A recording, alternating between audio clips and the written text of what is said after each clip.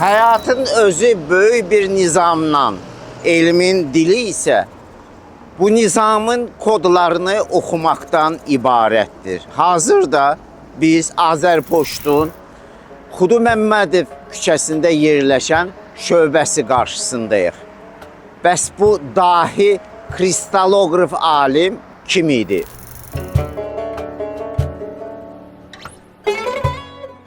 Xudu Məmmədovu elm fədaisinə çevirən yol Ağdamın Mərzili kəndindən, təbiətə olan hüdudsuz məhəbbətdən başlayırdı. O, 1951-ci ildə Azərbaycan Dövlət Universitetinin Geologiya, Coğrafiya fakültəsini fərqlənmə diplomu ilə bitirmişdi. Oradan da sənətin, elmin ən yüksək zirvələrinə doğru yüksəlmişdi. Xudu Məmmədov üçün elm sərhədsiz idi.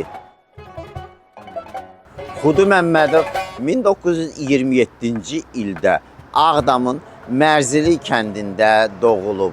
O, sadəcə geoloq, mineraloq deyil, kristalların dilini bilən, maddələrin daxili strukturunu, rəqsini bir növ kəşf eləyən dünya səviyyəli bir alim idi. Onun kristal kimyası sahəsindəki kəşfləri dünya elmində yeni səhifələr açmışdır.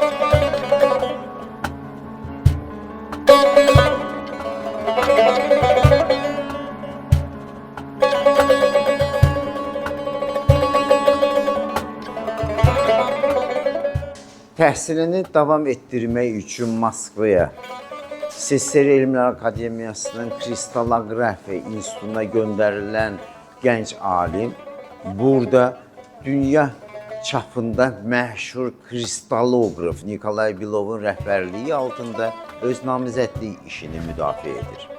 Məhz bu fundamental baza sonralar onun Londonda John Bernal'la çiyin-çiyinə çalışmasına və kalsium silikatların strukturunu dünyada ilk dəfə kəşf etməsinə əlverişli şərait yaradacaq. Xudu bəy üçün elm və sənət bir idi. O, naxışların yaddaşı əsəri ilə sübut etdi ki, bizim milli xalça naxışlarımızda, memarlıq abidələrimizdə kainatın ən dərin riyazi nizami gizlənib.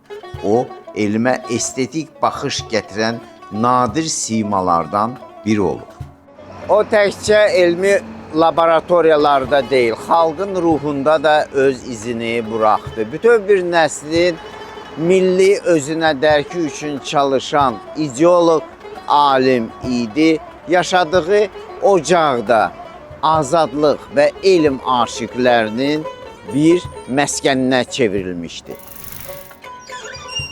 Hazırda onun adını daşıyan küçədəki Azərpoçtun filialı hər gün yüzlərlə insana xidmət edir. Kəşf etdiyi nizam kimi bu filial da hər gün yüzlərlə insanı bir-birinə qovuşdurur, məktubları əsl sahiblərinə çatdırır.